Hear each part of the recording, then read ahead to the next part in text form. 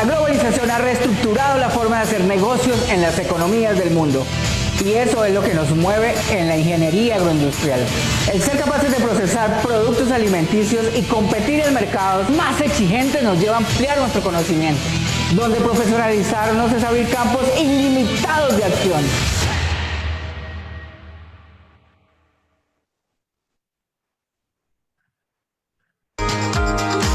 Disfruto mi entorno y cuido lo que me pertenece.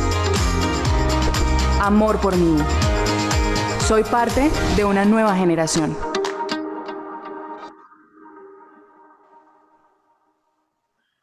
Elegí estudiar ingeniería de alimentos porque la industria de productos alimenticios no descansa. Gracias a esto diseño productos nutricionales y de fácil consumo, transformando el campo con procesos sostenibles e innovadores. Así lograré ser competitivo en cualquier mercado del mundo. En Unimeta nos formamos para crear industria a través de la biotecnología de alimentos.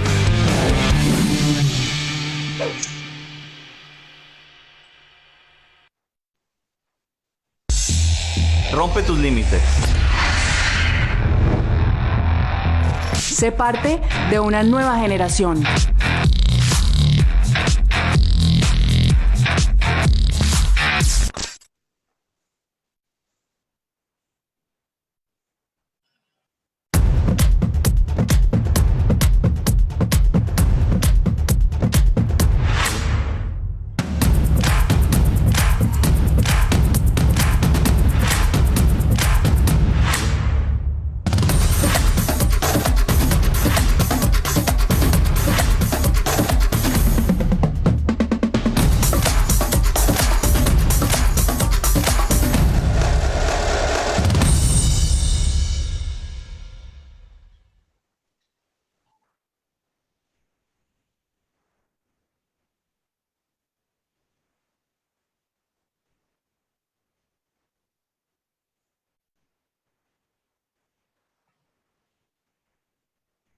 Buenos días, ¿sí me escuchan? Sí, ingeniero, lo escuchamos. Sí, bueno, muy buenos días. Hoy vamos a compartir parte de mi conocimiento en procesos de secamiento, trilla, almacenamiento de arroz paddy. El arroz es uno de los alimentos que está en nuestra canasta familiar, más o menos en un 80%. Nosotros en Villavicencio, en todo el Meta, exactamente, tenemos dos formas de sembrarlo. Uno de ellos es el arroz secano. En esta diapositiva se está enseñando el arroz secano. Este requiere unas condiciones agrícolas totalmente diferentes al arroz de riego. No se requiere aquí un sistema hidráulico, pero los controles sobre maleza son un poco más rigurosos. Este es el arroz secano ya maduro.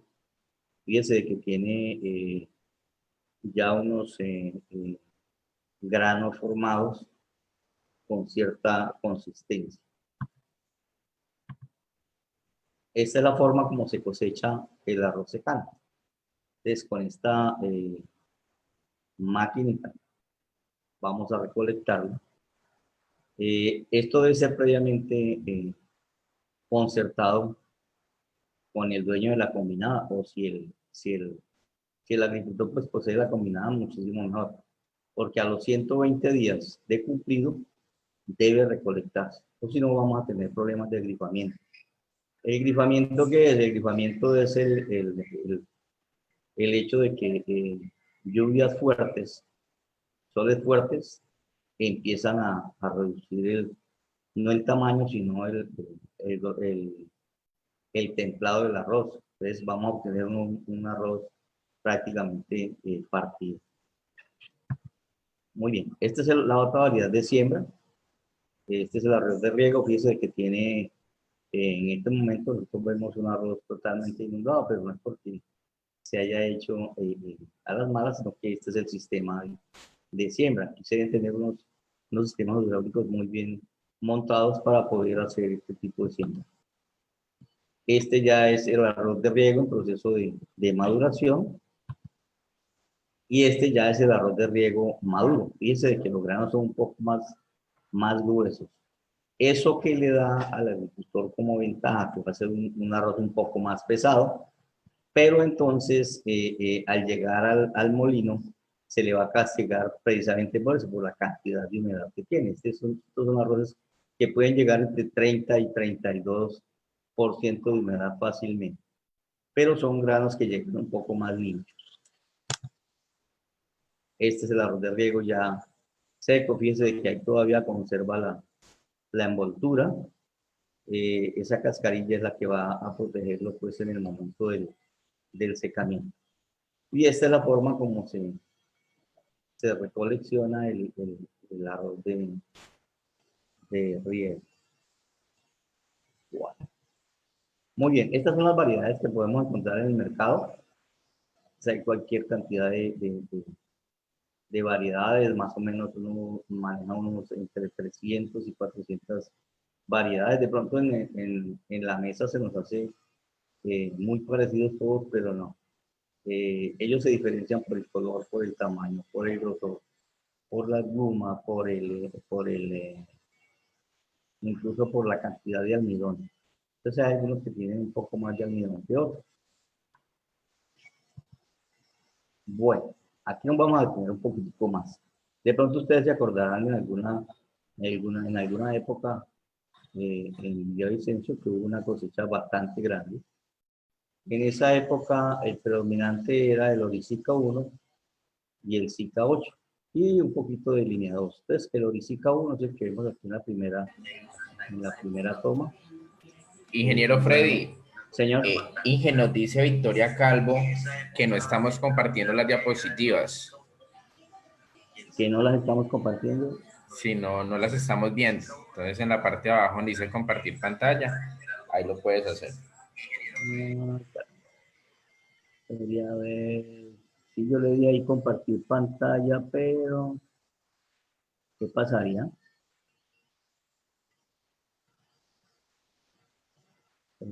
Aquí donde dice pantalla.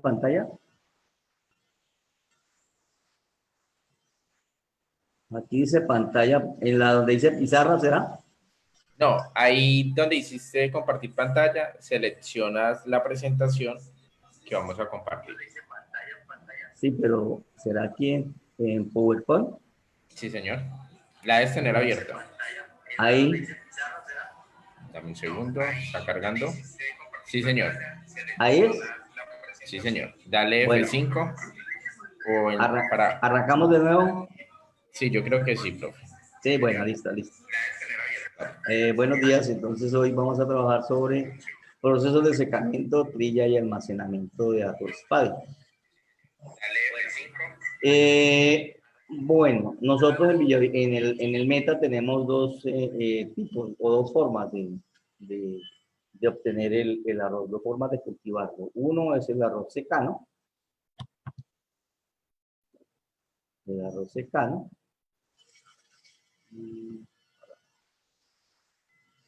¿Sí se ve?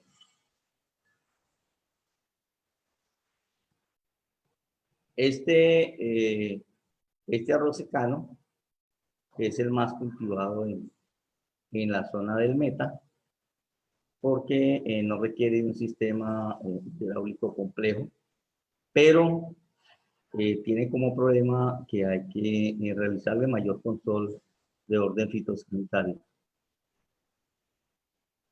Bueno, este es el arroz ya secano madurado, fíjense que es un grano bastante suelto, pero es un poco más pequeño, o mejor, de menos grosor que el arroz de riego, como lo vamos a ver después.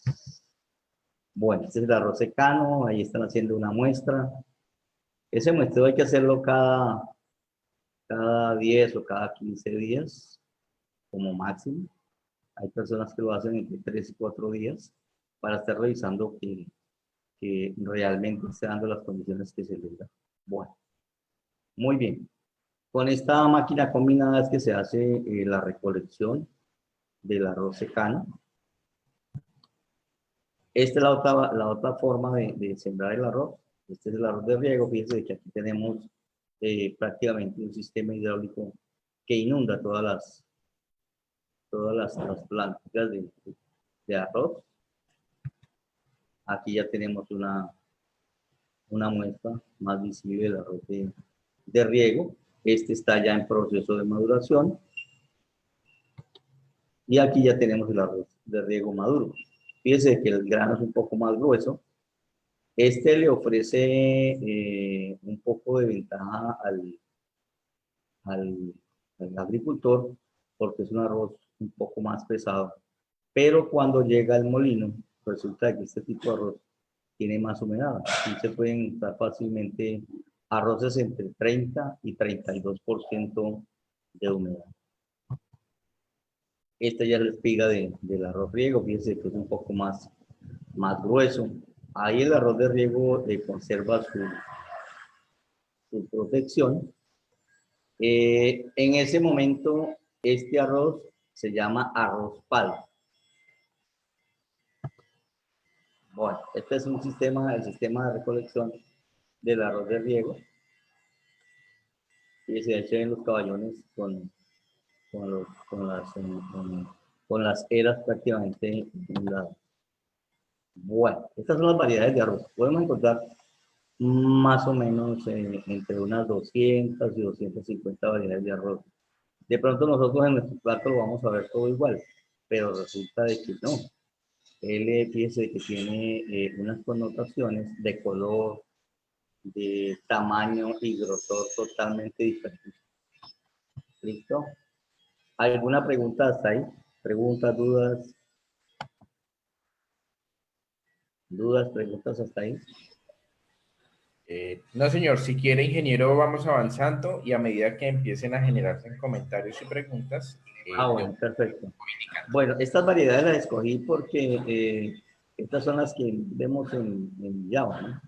Entonces aquí vemos el Orisica, el Orisica 1, el Fe de Arroz, el Línea 2. En este momento se está sembrando el Cuba 5 y el Cuba 8, que tienen unas condiciones agronómicas totalmente diferentes. Bueno, esta es la morfología, perdón, esta es la morfología del arroz. Entonces él va a tener un ápice, el ápice es como la punta. Vamos a tener una envoltura, a la cual la denominamos cáscara. Ella es la que protege toda esa serie de capas de aleurona. Estas capas de aleurona son lo que vamos a retirar en el momento del pulimento. Ella nos va a generar subproductos que se van a emplear en galletería. No sé aquí en Envigado si eso se realiza o no, no les sabría decir. Pero en otros departamentos se utiliza para galletería y para realizar algunos postres.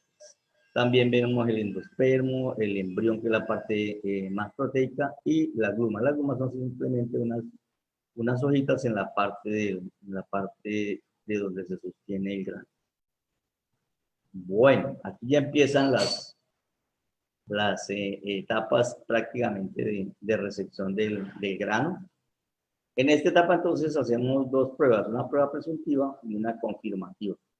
La prueba presuntiva es la que se hace fuera de la planta al hacer muestreos en los camiones donde vienen, y esa prueba se lleva al laboratorio. En el laboratorio, ¿qué analizamos? Pues allá vamos a analizar porcentaje de humedad, porcentaje de impurezas, revisamos si está infectado. Esa es prácticamente una prueba sencilla de hacer. Y si esto coincide, entonces se lleva a algunos sitios en donde están las tolvas de almacenamiento. Ya en las tolvas de almacenamiento vamos a hacer la prueba confirmativa. En esa prueba confirmativa el análisis es más riguroso porque se va a tomar una muestra prácticamente cada tercero o cuarto bulto que se descarga. Entonces más o menos toman unos entre 1 y 2 kilos. Ahí la vamos a homogeneizar y luego la vamos a hacer exactamente lo mismo. Vamos a revisar humedad, impureza, temperatura y plagas. Una vez hagamos esa prueba de laboratorio, entonces dejamos una contramuestra, que es la que vamos a emplear en caso de que haya alguna reclamación por parte del agricultor. Después de eso, entonces sí, este arroz pasa a la prelimpieza. La prelimpieza es con fin de sacarle todo lo diferente al arroz. Ahí puede salir de pronto parte de insectos, sale caminadora, sale piñita, salen algunos mucílagos que a veces se vienen en el proceso de la corte. Bueno, esta es la prelimpiadora ya en un corte transversal para visualizar mejor el funcionamiento. Fíjese de que viene en dos niveles. Ella va deslizando y va depositando entonces las partes de las impurezas en los costados, lo mismo que en la segunda mano. Después de esa prelimpieza, entonces en algunos molinos se realiza una limpieza para que al momento de secamiento lo que vayamos a secar sea grano totalmente limpio, porque no vale la pena realmente secar impureza, ¿no? Nosotros cuando estamos en el molino lo que realmente nos va a favorecer es eso. El grano que vayamos a almacenar esté realmente limpio como tal. Bueno, ya que tenemos el sistema de secamiento, en ese sistema de secamiento pues vamos a tener unas torres. Estas torres se manejan por bachados, es decir, una vez le damos el primer paso. Entonces fíjense que aquí tenemos 4 torres, es decir, que aquí tendríamos 4 pasones de secado. Y vamos retirando la humedad gradualmente, de tal suerte que ya al final vayamos a tener una humedad entre 13, 5 y 14, más o menos. Bueno, este es el corte de la torre de secamiento. Otra torre de secamiento. Bueno, aquí tenemos una diferencia, y es que tiene aquí unos ciclones. Esos ciclones le sirven para ir sacando parte de la impureza que de pronto pudo haber quedado en el proceso de prelimpieza. Bueno, aquí ya vienen entonces los sistemas de secamiento, o este otro sistema de secamiento se denomina alberca inclinada. Fíjense de que ahí los operarios están prácticamente nivelando el arroz. En este sistema entonces le vamos a inyectar, no sé si por aquí se puede observar, con el cursor estoy indicando dónde le inyectamos el aire caliente, y delante de él vamos a tener un calderín. Ese calderín lo que hace es calentar el aire. Este es otro sistema de calentamiento, solo que esta alberca no es inclinada, sino que es una alberca convencional. Bueno, después de secado, entonces ya viene la parte del templado. El templado es una etapa muy importante, porque dependiendo del templado, asimismo vamos a tener los rendimientos de pilado en molinería. Esta es una forma de almacenar el arroz en paddy.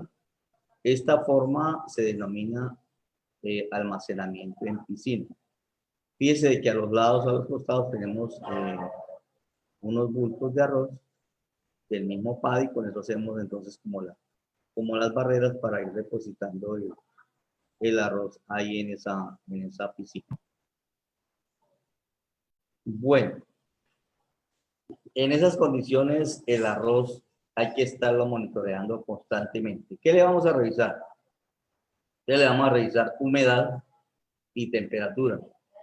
El arroz, como es un ser vivo, él todavía respira, a pesar de que le hayamos quitado una parte de la humedad, él sigue respirando, y esa respiración pues nos va a generar algún tipo de inconvenientes, como el calentamiento del mismo arroz, precisamente por la cantidad de humedad que tiene.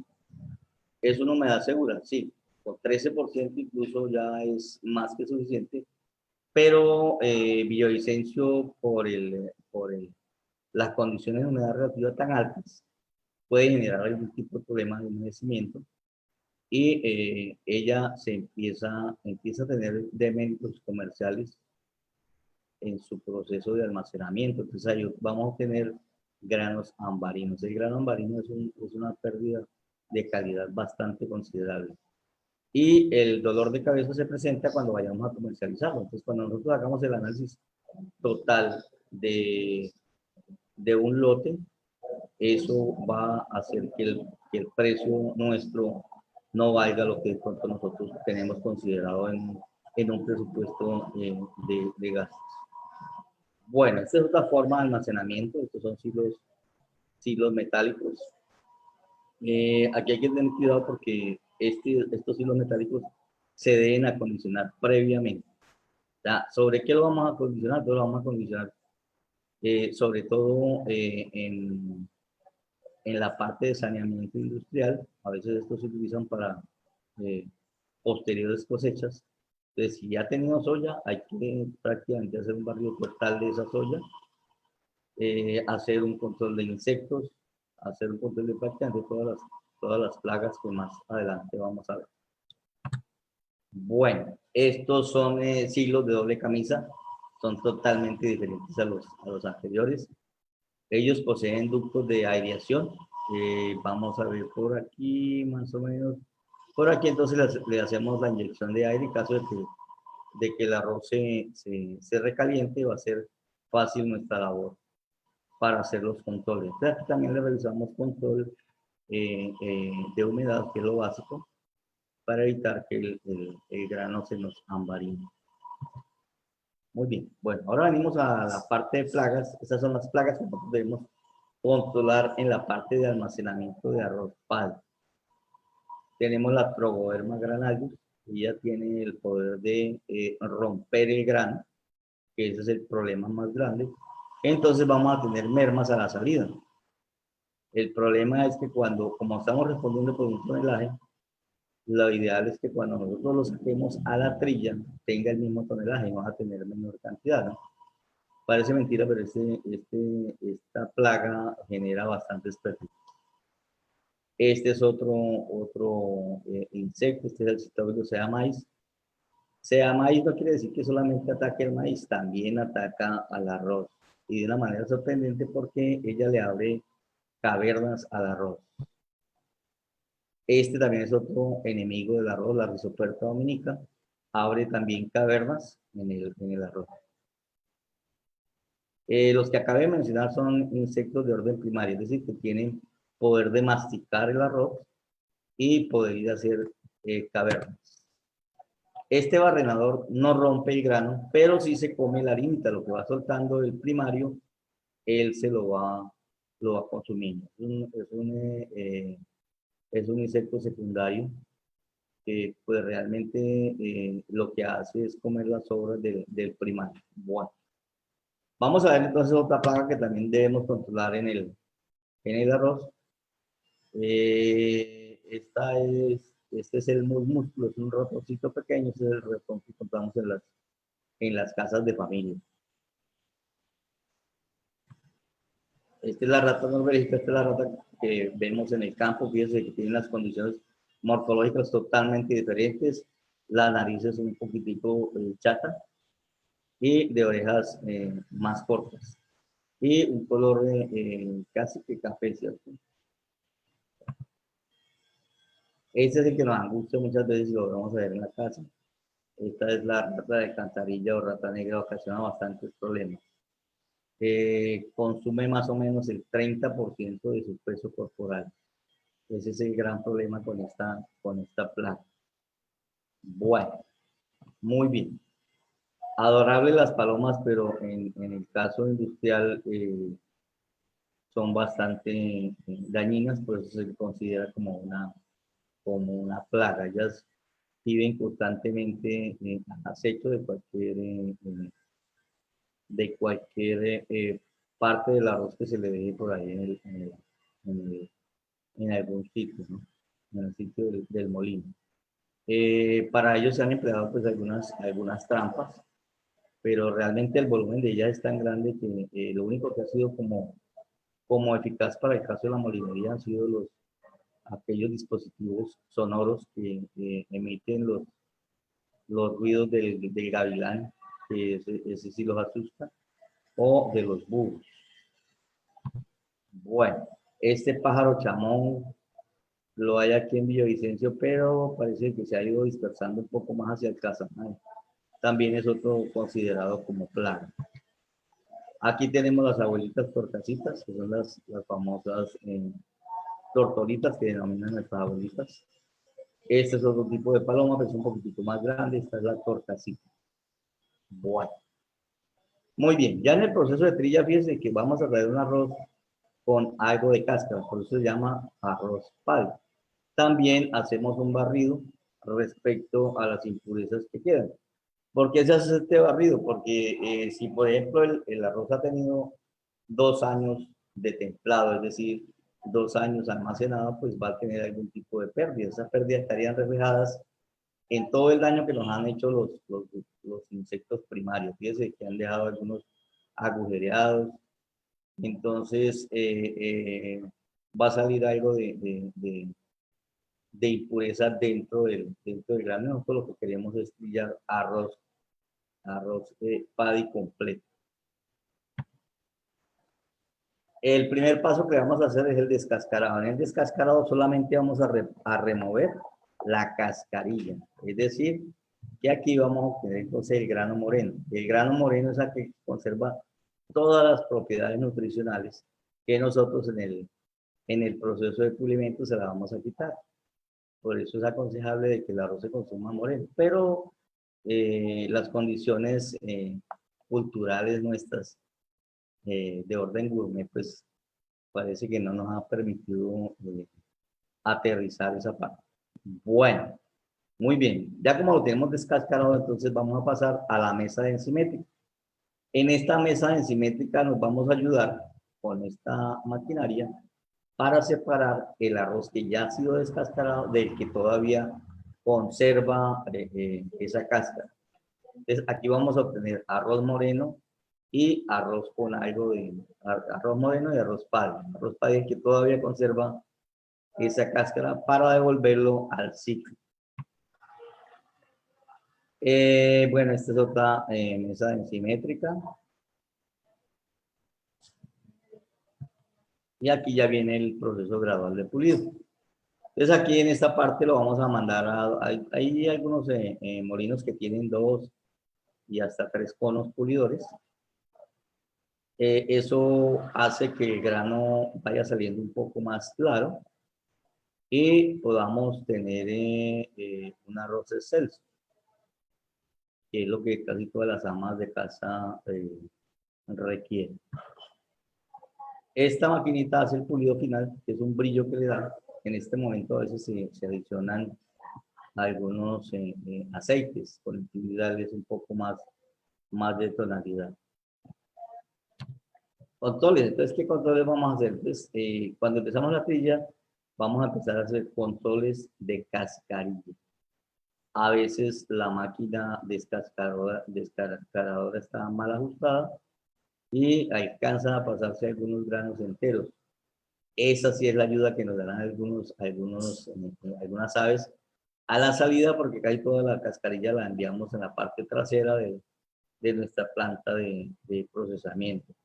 Entonces, si nosotros llegamos a ver palomitas allá, tenga la plena seguridad de que es un indicativo de que algo está pasando. Entonces es bueno hacer una revisión y empezar a hacer el ajuste en la descascarada. Estas ya son máquinas un poco más sofisticadas. Aquí, entonces, el arroz pasa por unos controles y esos controles van a dimensionar entonces la blancura del grano y si tenemos condiciones de grano partido en exceso. Entonces, él va a ser como una clasificadora, pero ya de orden automatizado. También se siguen rutinas de humedad y temperatura durante todo el proceso. Bueno, estos son los aparatos que tenemos nosotros para jugar, digo yo, en el laboratorio. Entonces, aquí nosotros hacemos pruebas totalmente iguales a las que se hacen allá en la trilla. Entonces, aquí este es el molinito de juguetes, digámoslo así, en donde vamos a tener entonces el grano moreno y vamos a hacer entonces los cálculos de rendimiento de pilado.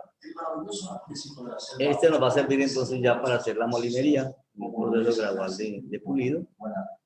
Y en caso de algún reclamo, entonces vamos a tener aquí que recurrir a este proceso de secamiento. Esta es una estufita con varios sitios para para echar las muestras según el tipo de arroz, y hacemos totalmente el mismo proceso que se hizo desde el inicio, es decir, secamiento, después del secamiento dejarlo un tiempo en reposo, más o menos se le dan entre 5 y 7 días, y luego sí se hace el proceso de trillado.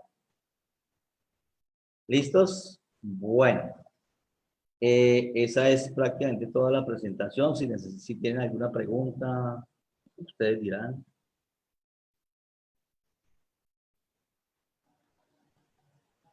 Preguntas, dudas.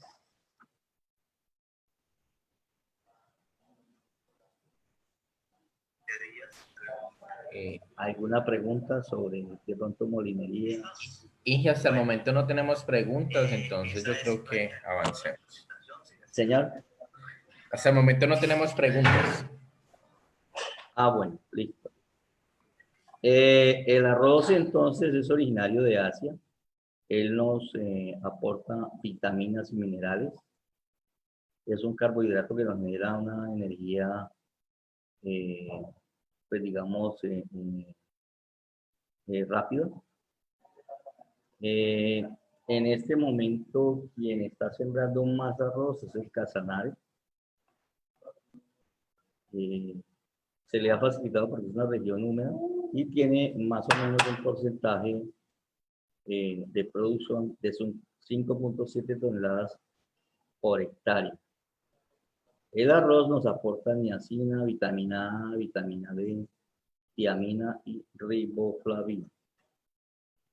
Bueno, se calcula que más o menos 100 gramos de arroz blanco nos aporta 77,2 gramos de carbohidratos, 3,5 gramos de fibra y 7,94 gramos de proteína. Esta proteína está representada por albúmina, globulinas, prolaminas y gluteninas. También nos da un aporte bastante importante de sodio, 7 miligramos de sodio por esos 100 gramos y 10,37 gramos de agua. Bueno, ¿alguna pregunta sobre la parte del arroz, composición del arroz? ¿No? Bueno, entonces vamos a ver algunos términos que tienen que ver con la parte de trigo. Entonces, ¿qué es el rendimiento de pilada? Entonces, el rendimiento de pilada no es más que el grano entero más el grano partido, sometido al último paso de pulido. De harina, ¿cuál sería el óptimo? Pues el óptimo sería menos del 10%, pero casi siempre todos los arroces, por lo menos los que yo he trabajado, el tope mínimo ha sido el 10%, ¿no? Eso depende del grado de pulimento que yo le dé. Hay algunos arroces que traen realmente bastante daño y hay que pulirlos muy bien. Entonces hay arroces que con 2 pulidas ya tienen. No necesitan el tercer cono, ni siquiera el cono pulidor, que es el último que vimos nosotros. Entonces, en ese orden de ideas, pues dependiendo del arroz, así mismo va a ser la blancura de él. La granza es digamos, un subproducto del proceso de trilla. Es una parte muy pequeñita que se alcanza a romper del arroz y se considera que con el 2% es un arroz bueno. El índice de pilado. Entonces, ¿el índice de pilado qué es? El índice de pilado es el grano entero pulido que nos da al final. Ojalá quisiéramos de que ese índice de pilada subiera del 50, ¿no? Que es lo que nosotros hemos logrado. ¿Qué hemos visto a través de la investigación? Entonces, la investigación nos ha dicho de que entre más tiempo de almacenaje, con buen almacenaje, no estamos hablando de pronto de un despido de 3 o 4 fumigaciones o aspersiones en el sitio donde está almacenado el grano en paddy, nos vaya a generar ese tipo de condiciones. Pero sí, entre más tiempo de templado tenga el grano, va a ser mejor la trilla, va a romperse menos el grano, porque ha adquirido una madurez y esa madurez hace que resista esos efectos mecánicos que generan el sistema que tenemos de trilla. Bueno, de cascarilla casi siempre esperamos más o menos el 20%. Ya más del 20% tendríamos que empezar a revisar a ver qué está ocurriendo con nuestro sistema de trilla. ¿Dudas hasta ahí? ¿Preguntas? ¿No? ¿Preguntas, dudas hasta ahí? ¿No? Bueno, a nivel de calidad, entonces, ¿qué queremos nosotros a nivel de calidad? ¿O qué medimos más bien a nivel de calidad? Entonces, a nivel de calidad vamos a medir el grano yesado, el grano rojo, Ingeniero, que es, señor. ingeniero, nos pregunta Carlos Antonio Rivera. Buenos días. ¿Han determinado cuánto es la diferencia entre los índices que toman en el laboratorio y los obtenidos en la planta? Sí, hay una pequeña diferencia del 1% máximo. Ok. Y nos pregunta Libardo Rodríguez, ¿qué uso se da actualmente a la cascarilla de arroz? Bueno, actualmente pues he tenido la fortuna, a Dios gracias, de, de estar en la academia y involucrarme en parte de la investigación. De esto he trabajado con los pelados de ingeniería civil. Hemos hecho diseños de mezcla, incluyéndole cascarilla de arroz. Y hice un proyecto en matriz cementicia para tejas onduladas. También hay otro, pues en proceso todavía no lo hemos cristalizado y es tratar de convertir esa cascarilla de arroz en un detergente que pues estamos apenas como en la fase de reprogramación de algunas condiciones para empezar a hacer ya los ensayos finales.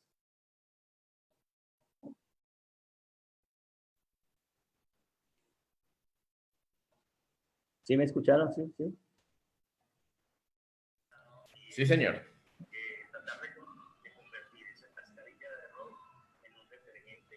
Aló. Inge. Bueno, estos equipos de laboratorio hay que estarlos calibrando continuamente, ¿no?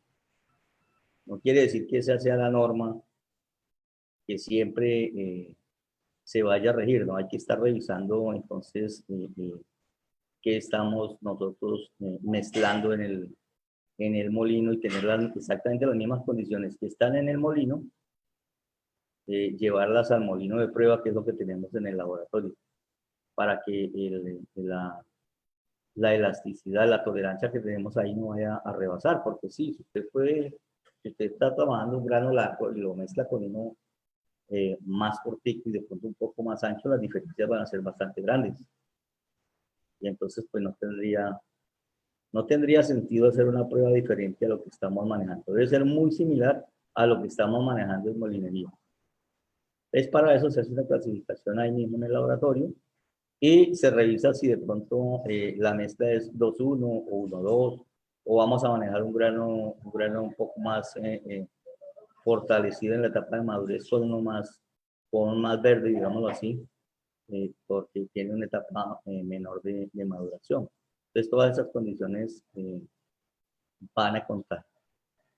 Tengo un manualito, pues lo hice en borrador, nunca de pronto por mucho, digo yo, como exceso de flojera. Ese manualito, pues he pensado siempre como llevarlo a la academia, pero no he logrado terminarlo. Y es sobre esas condiciones, precisamente sobre las condiciones que hay entre la parte de laboratorio y la parte de frío. O sea, si no se tienen todos esos cuidados, sí va a haber unos problemas bastante grandes y de cálculos que al final quienes van a resultar afectados son el jefe de almacenamiento y el laboratorista. Bueno, ¿alguna otra pregunta, duda?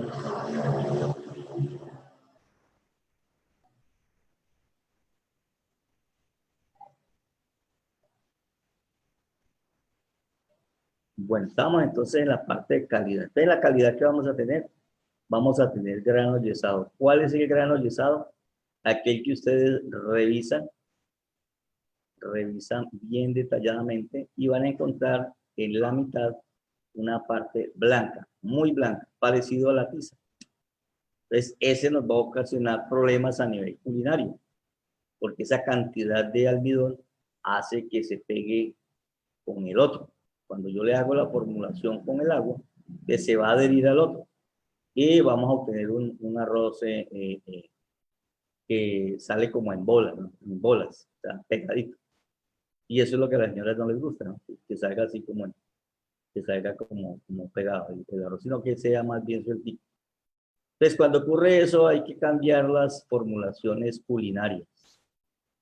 Entonces, hay que revisar el porcentaje de humedad que tiene el uno, el porcentaje de almidón que tiene el uno, y poder hacer una reformulación bien hecha. ¿Qué otra condición no queremos que salga? El grano mambarino. El grano mambarino es un grano ya de un color tendiendo a café, color ámbar. Eso es producto de mal control, posiblemente en el almacenamiento, producto de un ataque de insectos. Los insectos, cuando tienen sus crías, empiezan a generar focos de energía, y esos focos de energía hacen que el arroz se caliente. Por eso hay que estar monitoreándolos constantemente. Otro problema es el grado de infestación. Entonces, en el grado de infestación nosotros vamos a ver que cuando tengamos los rendimientos de pilada, vamos a tener dolor de cabeza porque no vamos a obtener un grano entero, sino que de pronto vamos a tener aquellos granos con esas cavernas que les mostré en la diapositiva pasada. Ese es un error bastante considerable. Y una infestación bastante severa nos va a ocasionar que el porcentaje de grano partido se aumente.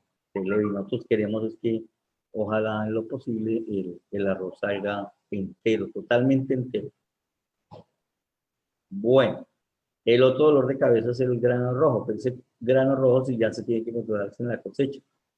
El grano rojo es un grano muy parecido al arroz y a través de pulimento pues se logra mimetizar dentro del arroz común y corriente. El arroz partido también es un problema bastante grande en la parte de calidad. Todos estos criterios que les he mencionado anteriormente hacen parte del control de calidad que se realiza en molinería. Entre menos partidos tengamos, mejor va a ser el precio de sustentación. Así lo manejábamos nosotros, por lo menos en el video. ¿Alguna duda, preguntas, por favor? De esto hay muchísimas cosas por hablar.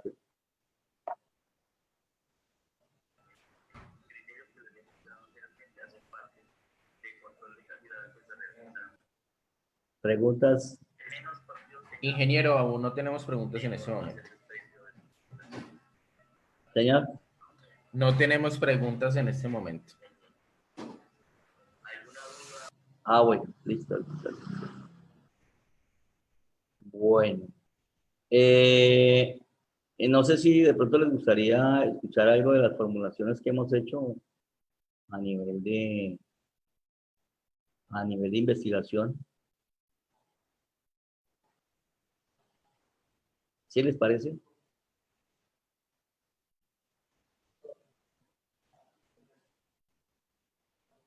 Bueno, entonces a nivel de investigación, ¿qué se ha hecho? Entonces a nivel de investigación, con los diseños de mezcla, entonces nosotros lo que hemos hecho es trabajar la cascarilla e involucrarla entonces en esos diseños de mezcla donde tenemos unos porcentajes bastante considerables de arena, y esa cantidad de arena entonces se va a disminuir, por lo menos en los trabajos que yo he hecho se ha disminuido hasta el 3%, y esa arena ha sido reemplazada por la cascarilla de arroz y hemos tenido algunos resultados por lo menos bastante aceptables para concretos. ¿Qué más se ha hecho? De las arenas hemos prácticamente sacado aquel limo, que es el que nos hace que no se tenga adherencia con el resto de componentes, y nos ha dado bastantes resultados. La cascarilla de arroz, por esa cantidad de silicatos, parece que forma una masa bastante fuerte con el cemento. En alguna ocasión nosotros trabajamos esta misma cascarilla para la elaboración de tejas. Las tejas onduladas resulta que no son solo cemento, no son solo matriz cementicia. Ellas en la mitad traen una capa, algunas son celulosa, no puedo decir la marca, pero sí en algunos ejercicios que hicimos prácticos, nos tomamos la medida nos tomamos la molestia, perdón, la molestia de revisar qué tenían por dentro, y realmente encontramos celulosa, en algunas otras encontramos cartón normal. ¿Qué se hizo entonces al tener pues más o menos esa observación? Entonces me di a la tarea de utilizar el envase PET. El PET son aquellos envases donde viene la gaseosa. Ese es el polietilén tereftalato de etilenglicol. Y empezamos a generar unos pequeñas partes, unos pellets, llevados casi que a cabellos, filamentos muy similares a los cabellos, y estos cabellos los involucramos en un diseño de mezcla, y este va a ser va a ser el soporte entonces de esa teja ondulada. Después hicimos una dosificación, tratamos de bajar un poco el cemento, pero no funcionó. Entonces lo que hicimos fue disminuir la arena, y esa arena fue lavada previamente. Después de lavada, entonces sí empezamos a hacer los diseños. Hicimos un diseño primero involucrando el 1%, después el 2%, después el 3%, y hicimos los procesos de 7, 4 y 28 días para darle como la consistencia suficiente a cada una de las tejas. Ingeniero, Tuvimos ingeniero, una suerte bastante grande, digo yo, porque las tejas normalmente de la competencia aguantan 50 y hasta 70. Alcanzamos a ver unas con 70 kilogramos de resistencia. La nuestra alcanzó 120 y no se fracturó. Sencillamente cuando hubo ingeniero Freddy. ¿Señor? Ingeniero, nos pregunta Libardo Rodríguez, después de cada uno de los procesos, ¿qué otro tipo de residuos o subproductos se generan? Bueno, pues yo diría que no tanto residuos, yo diría que la pica se estaría como empleando más, porque ahorita la están utilizando para el alimento de especies menores. La pica también tiene un poco o digo yo, bastante porcentaje de silicatos. Eso, pues, digo yo, a nivel orgánico estaría haciéndole daño al animal. Entonces, tenemos pica, tenemos cascarilla, tenemos las capas de alebrona. Las capas de alebrona sí podrían ser como un aliciente para hacer formulaciones a las personas con algo de insuficiencia en vitaminas, como la parte más proteica que tiene el arroz. Sería una de las proyecciones de los futuros ingenieros de alimentos, ¿no? Tratar de hacer algo novedoso con esos subproductos.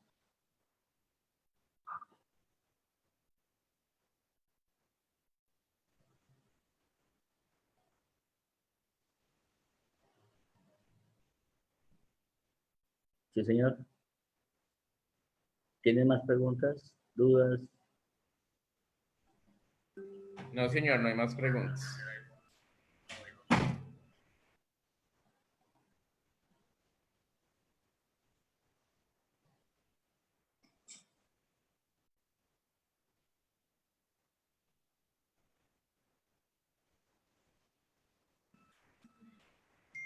Inge, entonces, en ese orden de ideas, ¿ya tendríamos la capacitación o tiene algo más que contarnos, ingeniero Freddy? Señor, Inge, ¿tiene algo más que contarnos o hasta aquí llegamos? ¿Qué pues dice? así grosso modo di bastantes generalidades. Pues si ustedes requieren de pronto algún tipo de información, pues me la pueden hacer llegar. Y con mucho gusto, claro, para eso estamos. Vale, Inge, muchas gracias. Inge, La idea es crecer. nos pregunta Libardo Rodríguez, ¿hay un Sí, señor. estimativo de las cantidades generadas y usos ya establecidos? Es en relación a la misma pregunta de los subproductos que se generan. Cantidades de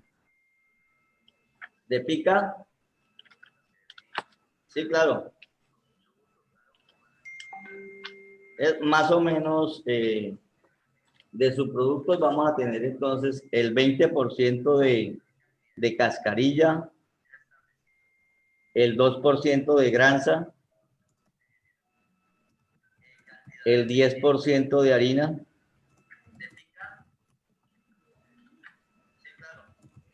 y más o menos el 1% de pica.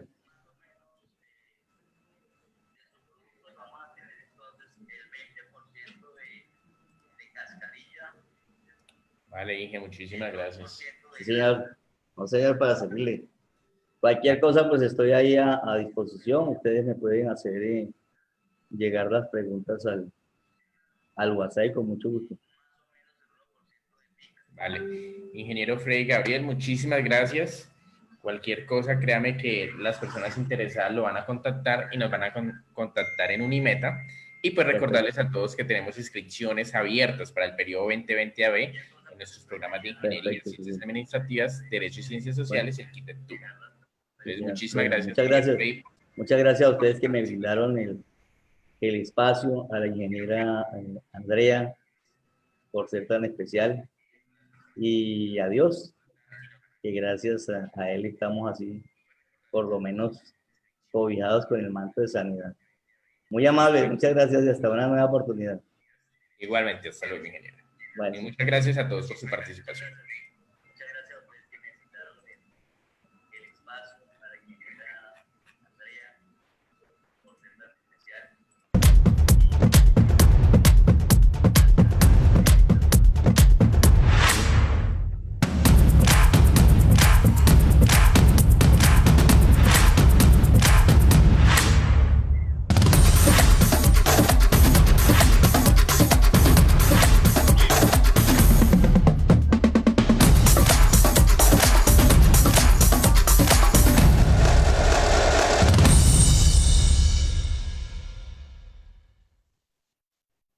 La globalización ha reestructurado la forma de hacer negocios en las economías del mundo.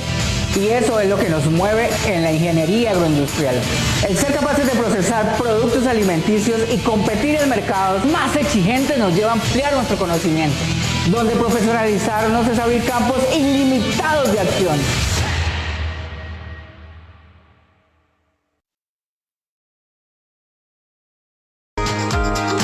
Disfruto mi entorno y cuido lo que me pertenece.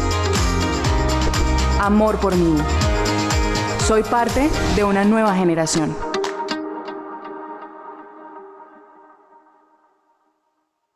Elegí estudiar ingeniería de alimentos porque la industria de productos alimenticios no descansa. Gracias a esto diseño productos nutricionales y de fácil consumo, transformando el campo con procesos sostenibles e innovadores.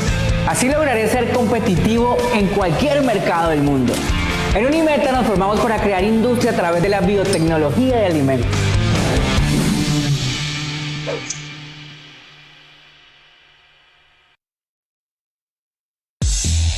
Rompe tus límites. Sé parte de una nueva generación.